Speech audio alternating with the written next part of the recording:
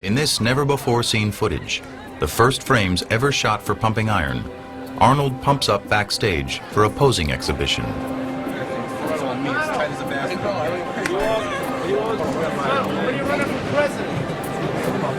When Nixon gets impeached. It's just too much pressure, you know. I mean, I'm competing now for 10 years, and after 10 years I feel like it's enough, you know.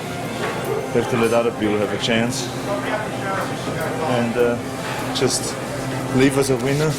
Yeah. Suppose Louis beats you. He doesn't. There's no such thing.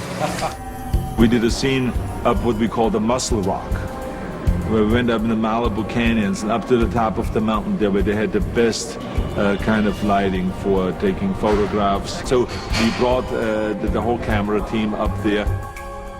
In this outtake, Arnold and his buddies work on posing routines for the upcoming contest in South Africa.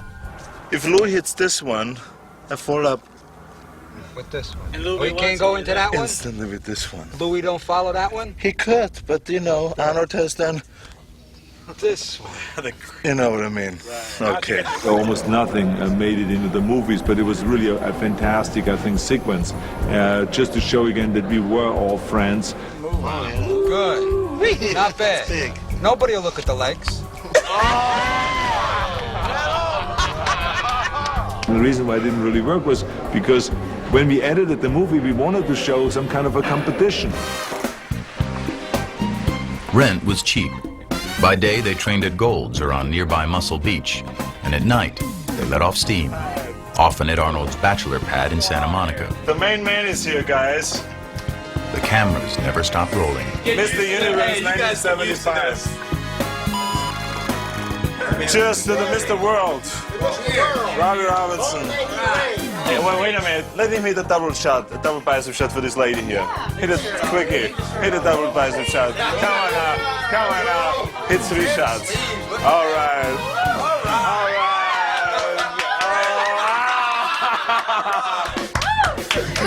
Okay, where's the champagne? Okay, the era from like 1970 to 1980 was probably the most fun I ever had in my life. Come on, Franco. What is this bullshit? Yeah. No, side chest, not front chest, Franco, side. Yeah, these things change a little bit when we go to the side. Hey, look, Franco, what you have to do is when I say side chest, then hit the side chest and then it come out. And if you don't have it, don't hit it. No, don't hit it. Don't hit it. Great. Oh. They found that even watching this huge crowd order their huge lunch turned into an event. We went to a restaurant where all the ordinary people were sitting, which we called the ordinary folks. And we were sitting there on the table and people were just looking over kind of like, who are these guys? Oh my God. Big steak, scrambled eggs. 6 eggs over each. The big steak, and I want the tuna omelet. And a tuna omelet? Yeah. Oh, look what he's eating. He's eating 3 hamburgers in one shot. Oh, God, well, who are there's these gladiators? I mean, they couldn't figure it out who we were, you know? And we loved that kind of a scene, you know, to shock people. The filmmakers often set up situations to see what would happen. So a lot of different chances were tried. They turned Schwarzenegger and Mike Katz loose in an amusement park. Hey, they made a statue of Mike. That is a good one, Mike.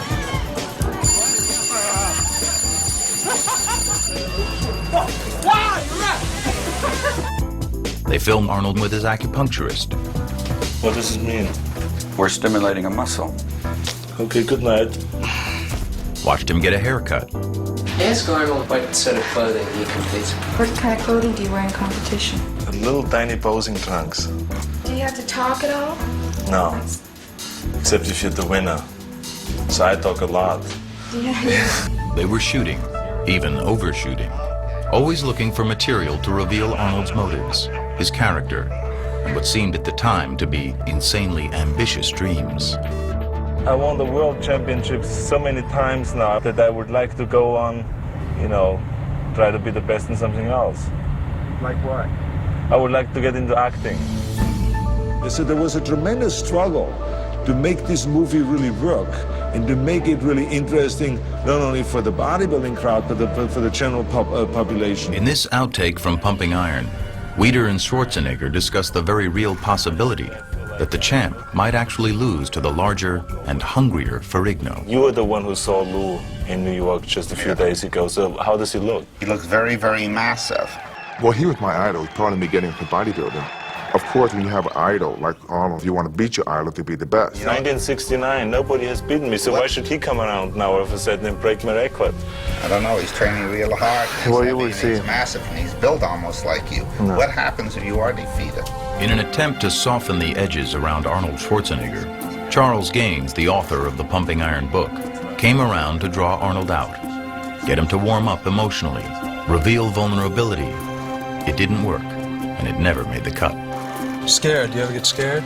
Sure, I get scared. Or what? What scares you? The unknown. He felt like he couldn't get through to me because I was this kind of one-dimensional guy that was just like made of steel. Of course they want you to be all wide open. They want to be able to do that you are soft and that you're able to cry because it puts them in the same boat and they say, well, he's just one of us. Now, you know what I think you're doing now? I think you're bullshitting now. No. I do. I think you're... What he really didn't realize was not that I was not vulnerable, but that I lived in denial. You know, my whole life. It's always like whenever I felt pain or anything like this, it was like I forgot about it. I dismissed it. For some reason, maybe it has to do with competition, you just clamp down that capacity on yourself. If you carry it too far, what it winds up doing is just cutting you off from the possibility of having a really fundamental reciprocal human relationship with somebody else. So what? You don't care about that? No. And especially since I knew in bodybuilding and in competition, you have to kind of bury things temporarily. The way I dealt with it always is that right now I put it aside and then I deal with it later on, whenever that is, you know. Always on the front burner, though, was Arnold's ambition, which was on display in another sequence cut from the film. It's Arnold visiting with his idol, retired bodybuilding champ, Reg Park. Arnold was patterning his career after Park, who'd gone on to star in Hercules movies in the 60s. I think what perhaps happened to me about 15, 20 years ago is happening to you right now. I know, it's this incredible The thing. parallel is unbelievable. Yeah, it's like a repetition, Yeah. that's what it is. Yeah. And I think that's why I looked up to you so much right from the beginning. He was a kid wanting to emulate what I'd done, so it was a great compliment to me, and I took it in that sense. Yeah, I remember in particular this one dream because I felt like I was dreaming for 8 hours, I mean the whole night. And it was just, it was like, you know, me being a king and staying on top of a mountain, and there was no room left for anybody else up there, okay, just for me. I mean, the whole thing was so much like, you know, a victory dream. To do that, and to give the film some Hollywood sizzle, Butler approached Bud Cort, the hot young star of MASH, Brewster McCloud, and Harold and Maude. I've never seen so many huge people in my life. That's why I joined the gym. I want to get my blood moving, you know? Yeah. All I do is drive and scream at my agent, you know, so I figured I'd, you know, get my blood moving. The idea was to send Bud to muscle masterclass with Arnold. Am I supposed to breathe before I stand up, during, or after? I know this thing. I hate it. Oh, I crack my neck. And when do I breathe in? Breathe out when? When do I breathe? In, out, right. He was very funny, and he happened to love bodybuilding. Just start thinking about that it's a beautiful exercise and that it makes your legs grow. And Yeah, maybe I you do all that psychological shit, but it doesn't work with me. No, I get pain in my leg. But after screening all his footage, Bud felt his scenes were too distracting from the main storyline. I think this whole thing is fucked. I think so too. Bud pulled out, asking the filmmakers to put the rest of his salary back into the project so they could finish. And I always teased him. I said, one day I'm going to take all of this footage that we shot and put it back into the movie. Now finally people are going to see it. I love it, Louis. You just keep me entertained in the serious moments. The room we were in was only probably about 20 feet by 20 feet. I mean, it's this very small room. And you talk about a lot of tension, a lot of heat. So you can't help being, you know, kind of on the edgy side. The only thing that's left is Arnold's bullshit. That's why I'm up here, Arnold. See? I'm not wearing boots. Lou, what do you think your chances are today? I'm gonna lose all. You're the best. Thank you. You're welcome. As long as there's your insurance. Everything's under control here. Beautiful. You're gonna be king a long time, Arnold. You're gonna be king a long time. Thank you. The film was in the can, but now there was more than 100 hours of it to be cut down and crafted into a movie. Unfortunately, Butler was broke, having maxed out on his credit cards.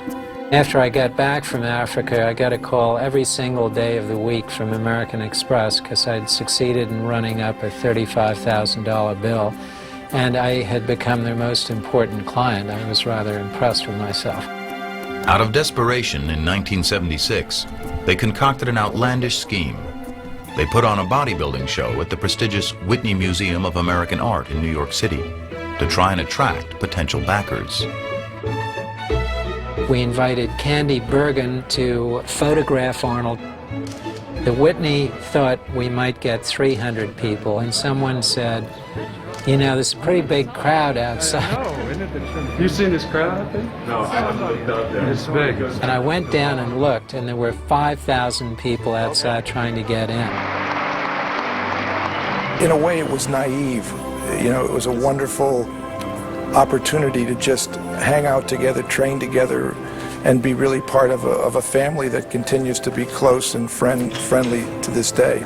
We all stuck together and had fun doing it. There was a certain kind of a unity there and a certain kind of a camaraderie that was unlike anything else. And that's why when you look at it today, there's nothing else like pumping iron.